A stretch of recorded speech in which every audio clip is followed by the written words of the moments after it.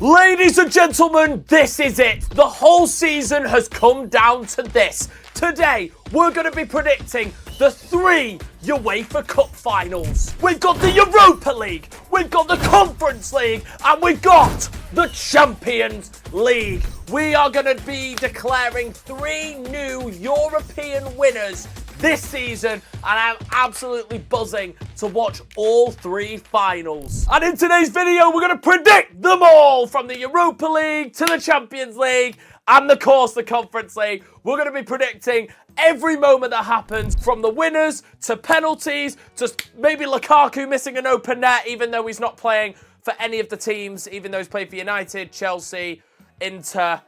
You get my point. So if you guys are enjoying the content and have enjoyed this series of Champions League predictions, smash the like, hit the big red subscribe button down below. If we get 1,000 likes on this video, we will bring it back for next season. And without further ado, we're going to be starting off with the Europa League final. 17th place Tottenham Hotspur take on 16th place Manchester United at San Mamés in Bilbao in the Europa League final. And who would have thought this was going to be the final? Who would have thought that Tottenham would be 1 place above the relegation zone and Manchester United would be 2 places above the relegation zone? Collectively, both teams have lost a staggering 39 games in the Premier League. Manchester United 18, Tottenham Hotspur 21. And one of these 2 teams is getting in the Champions League.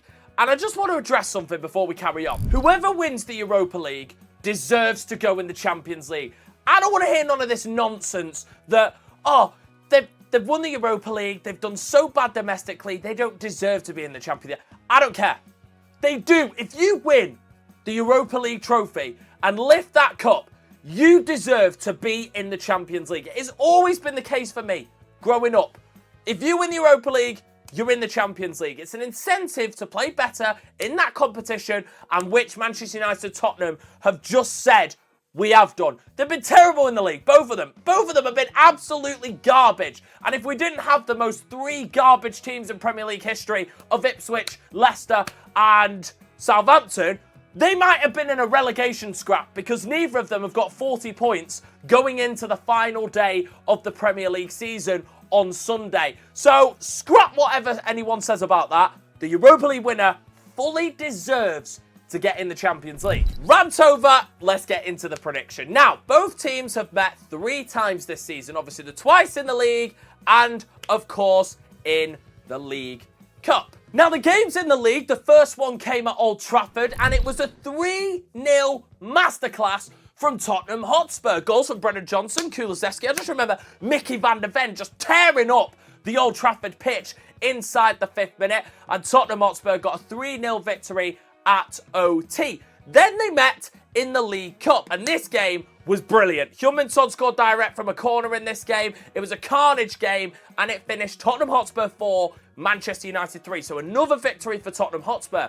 And then they've most recently played in one of the biggest snooze fests in Premier League history. But James Maddison got the only goal in a 1-0 win for Tottenham Hotspur, meaning that out of the 3 games that these 2 teams have played this year, Tottenham have won the lot.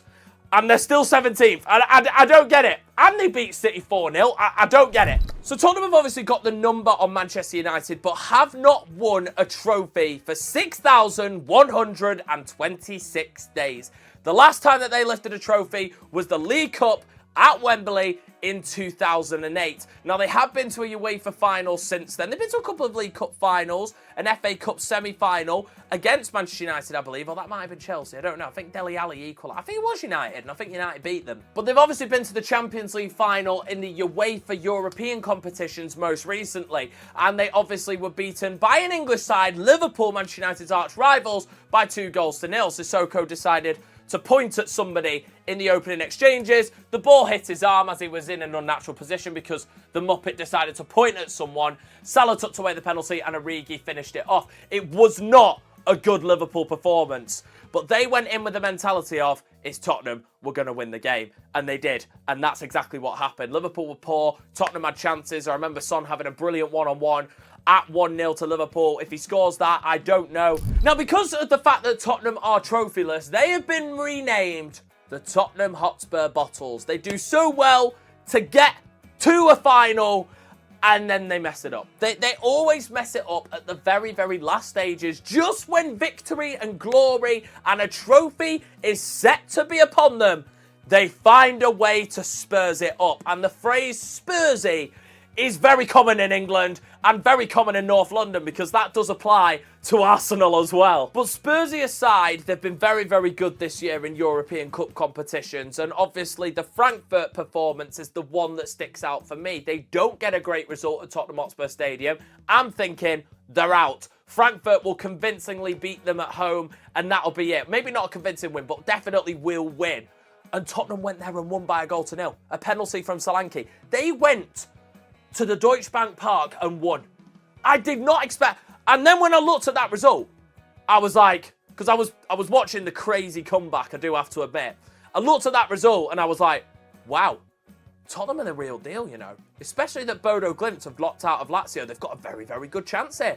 A very, very good chance. They dispatched a Bodo Glimt very, very convincingly. I think it was a 3-1 victory at home, and then a very, very comprehensive victory away from home as well in the Arctic Circle.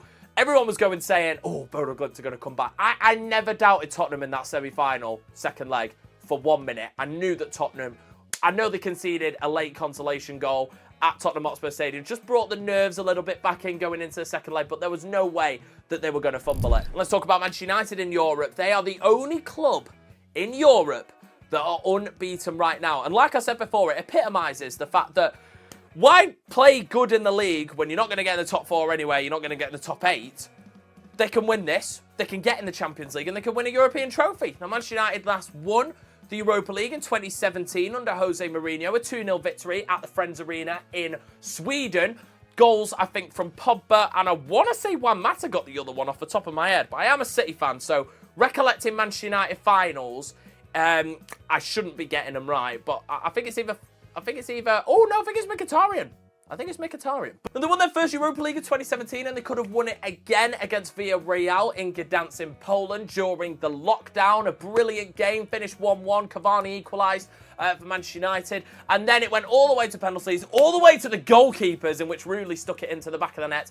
And then David De Gea, unfortunately, was the player to ultimately miss. And the Yellow Submarine, Villarreal, won their first ever Europa League. I think Good Evening was the manager, so a masterclass from him to win it at Villarreal, got themselves in the Champions League, and actually got themselves to the semi-final, only to be knocked out by Liverpool. Now, United's run-in to the final has been nothing short of sensational. They've had some very, very tough games, going away to Steaua Bucharest, winning, going away to Porto, finding a way to get a late goal and equalising, going away to play Fenerbahce in Turkey and Istanbul, Jose Mourinho's Fenerbahce. They have had some very, very difficult games, but they have been brutally a force to be reckoned with at Old Trafford, and that game against Lyon really epitomised that. Now, just when you think that they were going to get a brilliant result in Lyon with Joshua Zirkzee heading in the 89th minute, Cherki steps up, hopefully a City signing very, very soon. Cherki steps up from another Onana mistake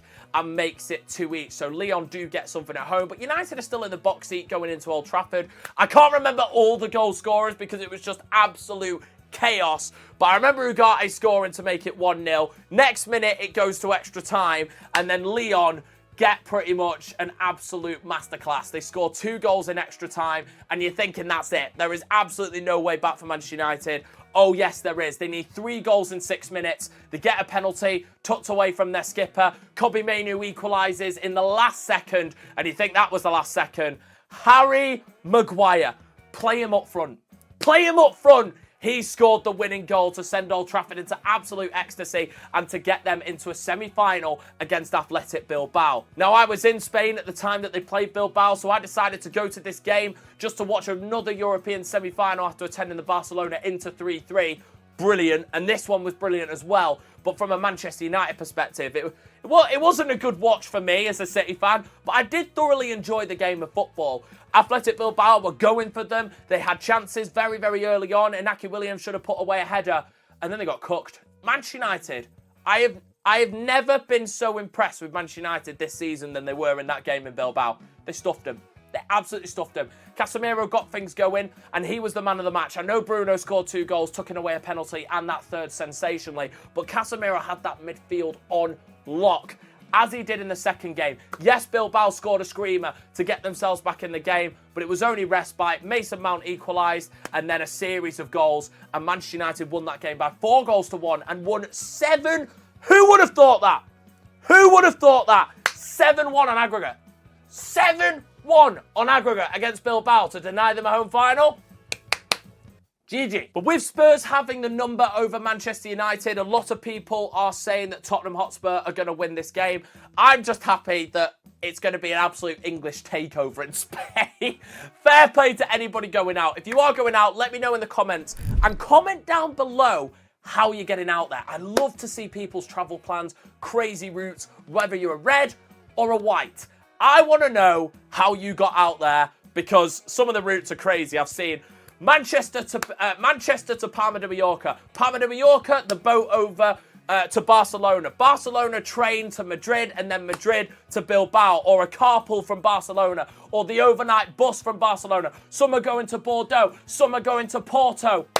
Crazy. Let me know your route. But this game is going to be so good. This game is going to be so good. I am so looking forward to watching this game as a neutral. Okay, I want Tottenham to win. I do want Tottenham to win. But I don't think they're going to win. I don't think they're going to win. I'm really sorry. I want Tottenham to win. I want this dreaded trophyless Tottenham curse, hoodoo, Spursy picture that they've painted themselves to be over. It's time for them to win something. It's time for them to do it as well against an English club. But the fact that Tottenham have already beat Manchester United 3 times, Manchester United, it's just typical for them to show up in a final and to win that one game. Oh yeah, you may have beat us 3 times, and I can already picture the conversations. You may have beat us 3 times in one season, but we won the important one. I'm going Manchester United to win in extra time by 2 goals to 1. I think it'll be 1-1. I think United will score first. Tottenham will come back and maybe a Solanke goal. But Manchester United just have that edge in midfield. If Casemiro can replicate the form that he did against Bilbao, I think Tottenham Hotspur are in trouble in that middle of the park. Tottenham are missing Maddison. I know Van der Ven and Romero are just about fit, so having them back in, that's going to be a benefit. But to be honest, Tottenham have played without a back 5 the whole year.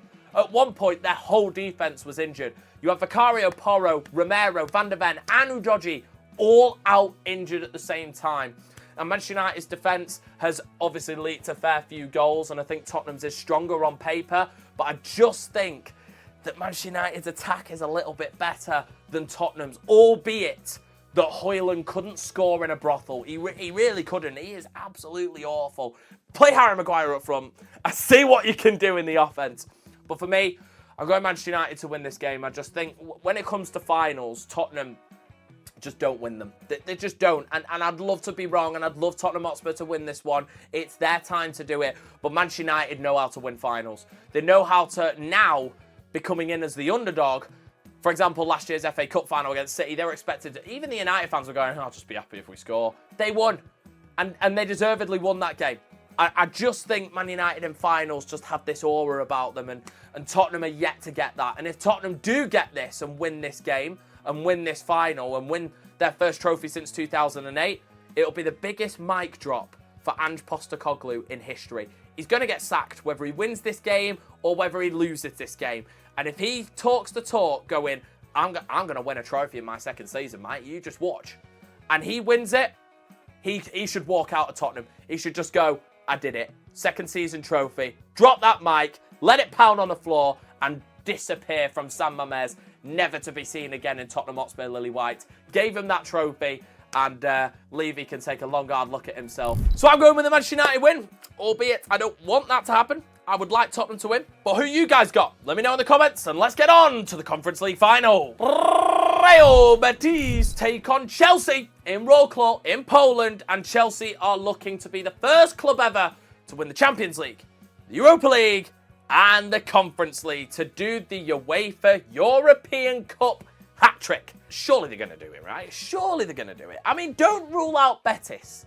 You've got Anthony scoring rockets against Fiorentina in both legs. In both legs, they were rockets. He's got aura. He's a fidget spinner. Remember that. And Isco's still got it. And remember, they are guided by none other than ex-Manchester City manager, Pellegrini! Manuel Pellegrini. Jake Manshaw went to Spain in his Lamborghini. Brought us back a manager, Manuel Pellegrini. Can Pellegrini defeat Chelsea and win the Conference League for Real Betis? Now, both clubs, Chelsea are currently sitting 4th in the Premier League at the time of recording. Betis are currently in the Europa League spots in La Liga. So at the moment, both clubs are going to qualify for the Europa League. So this is just a final for the trophy cabinet rather than the qualification, because Spurs and United both need the trophy, don't get me wrong, but I think Manchester United are more worried about Tottenham want the trophy, Manchester United want the Champions League qualification. Betis and Chelsea both want the trophy because they're both going to qualify for the Europa League. Chelsea are probably going to get in the Champions League if they just win their last game in the Premier League. You guys might be seeing this after that, so they might have got in the Champions League. Who knows? So they're just winning this to be the first club ever to complete the UEFA hat-trick of winning European finals. The game against Fiorentina for Betis was a lot more entertaining than that Chelsea game, because that Chelsea game was won after the first leg, albeit they had a lot of crowd problems in Stamford Bridge with away fans in home areas. It was over. It was over. But the game against Betis and Fiorentina was thoroughly entertaining, a little bit of a goal fest. But Betis lost to 4-1 to Atletico de Madrid in the penultimate La Liga round of matches. Obviously, that was at the time of recording, which was on Sunday. You guys are probably seeing this on Tuesday or Wednesday. So that was their last game, and Chelsea beat Europa League finalists Manchester United by a 0-0. A priceless win for them at Stamford Bridge to pretty much shoo them in to the Champions League. Now, can Enzo Maresca do it? I just think that Chelsea are just too strong. I would love to see Real Betis produce something, but I just think Chelsea are a little bit too strong for Betis. If you go player by player, position by position, they are the stronger team. It's just whether a Real Betis can show up, will show up, are they going to? I just don't know. I can't really see anything other than a Chelsea victory here, which means there's going to be two English clubs getting their names on the first two European trophies, according to me. Well, there's definitely going to be one from the Europa League, but I'm going Chelsea to win this one. I'm going to go Chelsea 2, Betis 0. Oh, no, I'm going to change it. Chelsea 3, Betis 1. I definitely see Anthony scoring because he's been in great form since leaving Manchester United. Another Manchester United player that has left and replicated some brilliant form, which is why Manchester United bought him originally from Ajax, because he was a good player, believe it or not, and did score on his debut against Arsenal, which kind of suckered them a little bit at Old Trafford. And he is a good player, and he is showing it right now. He's got a bit of, I wouldn't say a wand of a left foot, I think that's a gas, but he's definitely got a decent left foot. And if you give him space on that left-hand side, it's going to rocket Robin into the back of the net. That's what I call a typical cut-in from the left-hand side, a rocket Robin, because of the Dutch Meister himself, Iron Robin. I just don't see a way in which Chelsea don't win this game. I think it should be convincing for them. But knowing Chelsea, this might be the most classic 1-0 that you've ever seen. Maresca might overcomplicate it, which is possible. But I'm going to go for a Chelsea win by 3-1. Time for the daddy. Time for the Champions League final. Internazionale of Milan take on Paris Saint-Germain of France. I honestly can't wait for this Champions League final, and it is going to be so close. This game is just on a knife edge. It really is. In my opinion, the best two teams in the competition have made it to the final. Smash a like if you've enjoyed the new format. If you haven't, comment down below and let me know why. But for me, the format has been absolutely brilliant. 8 games, 8 teams, knockout playoff rounds were interesting. The round of 16 was brilliant. I enjoyed the seeded path. I enjoyed the fact that seeded teams played at home for home second. Liverpool went out to it. PSG have pretty much conquered England and have gone from eliminated pretty much. They were 1 goal away in that City game from being eliminated. And I've been kind of part of this PSG's journey to the Champions League, like witnessing it. Like I said, I was at the game. We went 2-0 up. Grealish and Haaland, they're on the rocks. They're out. They're pretty much out of the tournament after an absolute disastrous group stage. And they cooked us. They absolutely deservedly cooked us. Dembele, Barcola, Neves, Ramos. Close your eyes and you'll miss it, and we're 4-2 down.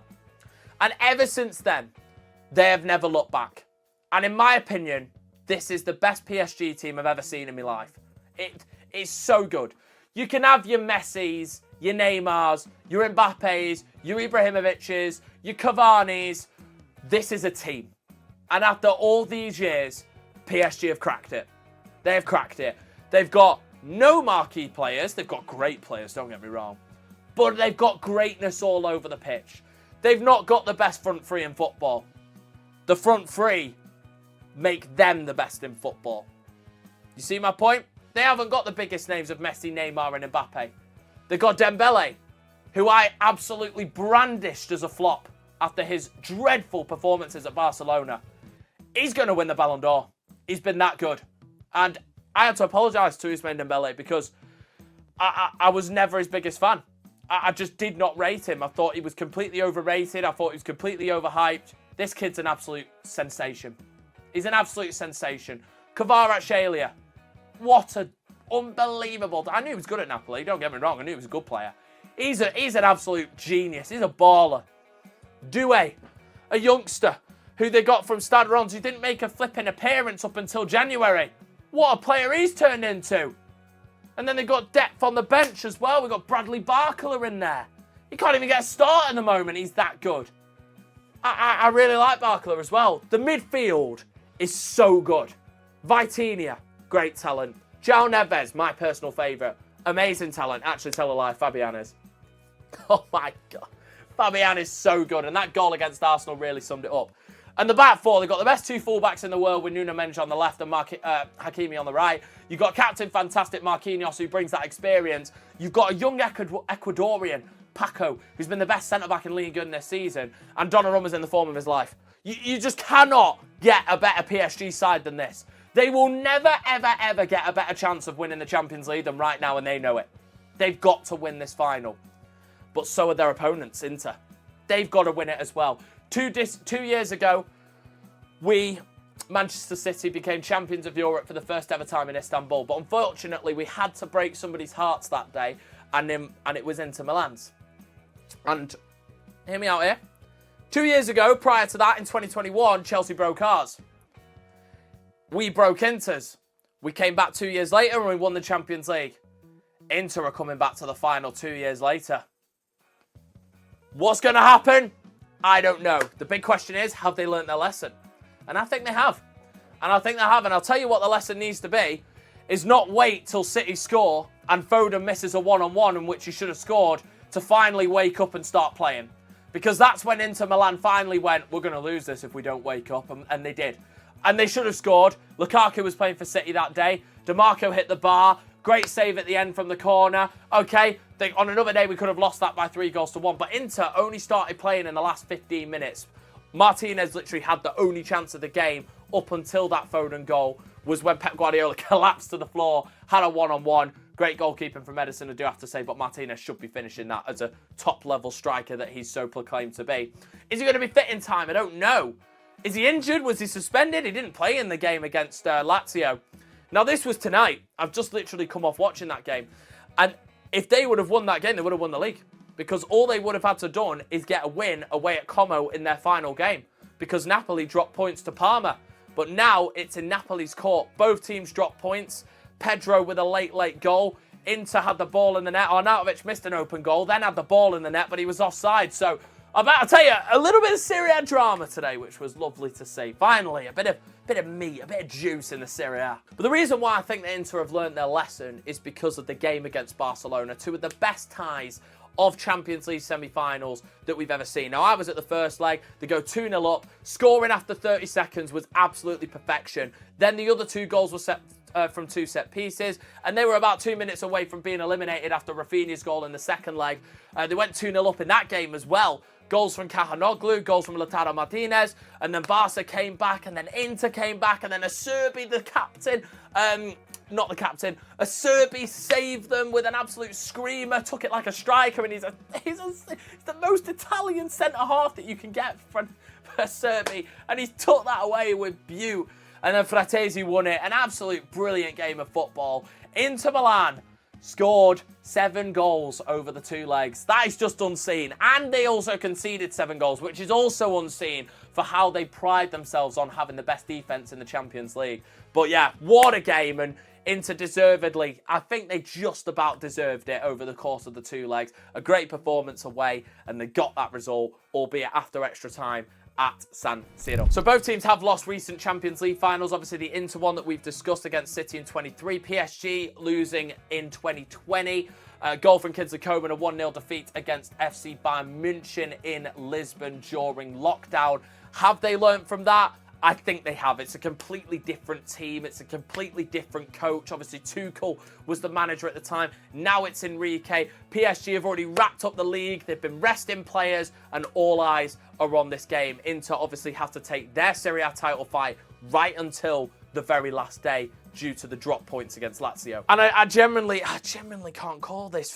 From seeing PSG on the brink of elimination to literally conquering the whole country of England, I knew that they'd get past Liverpool. I got so much hate and stick and delusion and this, that and the other. I got called every name under the sun because I said that PSG are going to knock out Liverpool. And then Liverpool went to the Parc des Princes and won, so everyone's laughing at me going, look at this, look at this. It's an amazing PSG performance. It was just matched by an even better Alisson goalkeeping performance for Liverpool, and the right result came at Anfield, I do have to say, and they knocked them out. I still said that they'd knock them out. Oh, it's Anfield, yeah, they're never going to go Anfield and win. They did. Albeit on pens, they did. They smashed Aston Villa in that first leg. Villa got close to coming back against them, but I do think PSG did take their eyes off the ball when they went 2-0 up at Villa Park quite early. I think they thought, right, the race is ran, and they really did cook Arsenal over the course of the game. Arsenal can live to rue missed chances. The Trossard one-on-one, the Rice header, the brilliant save from Donnarumma from Ødegaard on the edge of the box was the pick of the lot. Saka's save, an open net miss. Who knows what could have happened,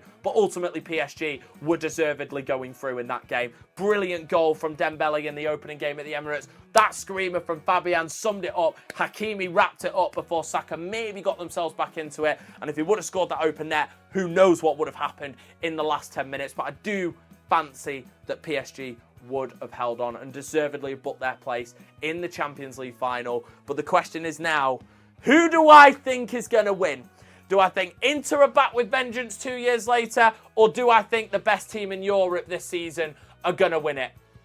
And I think the best team in Europe this season are going to win it. I do think PSG are going to finally lift their first Champions League trophy in Munich. I am going to go with a ballsy Inter Milan 2, PSG 4. I am going for the most ridiculous and craziest look-ass scoreline, okay? Because Inter Milan to concede 4 goals is pretty much unheard of in a Champions League final, never mind you. And Inter Milan to score 2 goals. It's either going to be 1-0 to Inter or it's going to be a goal fest. And I've gone with the goal fest. I just don't see a way in which this back 4 Inter can hold off Kvara, Dembele, Doué or Barcola and the midfield.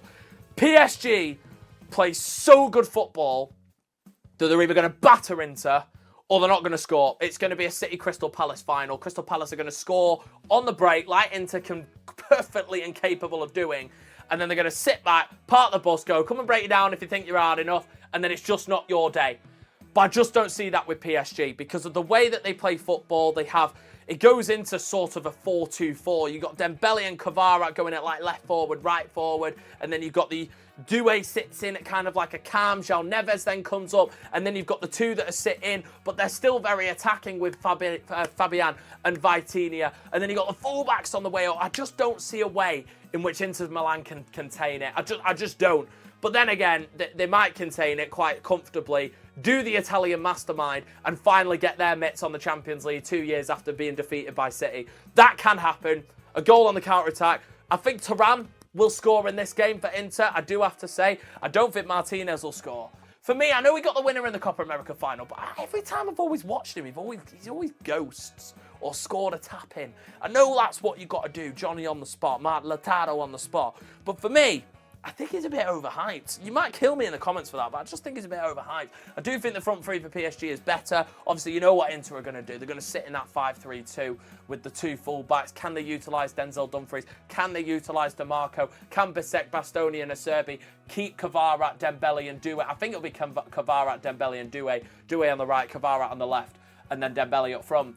Can they keep them at a minimum? Can they keep... I think this game is going to be won or lost in midfield. Can Nico Barella step up and have that game in which he had in those 2 legs against Barcelona? He really took that midfield by the scruff of the neck. Pedri could not get involved as much as he normally could for Barcelona because of how good Nico Barella was. Wasn't impressed with Calhanoglu. I know he put his penalty away, but I wasn't impressed with Calhanoglu over the course of the 2 games. I did think Fratesi really did make a difference coming on, albeit I know he got the goal, but his just overall play, he did make a difference in that midfield. Kind of brought a new life into Inter because he came on, obviously, for the Inter Milan winner, and they needed some sparks in midfield, and they found it through him. So he might be a game changer off the bench, but I just think PSG are too strong for Inter. I really do. I think from the brink of elimination to winning the Champions League, what a story that'll be. No individuals in this side. It's just a great team. And finally, I think PSG are going to crack it, but it'll be more heartbreak for Inter, which I'll be gutted for them. I'll be gutted for Inzaghi. Will that be the end of Inzaghi, especially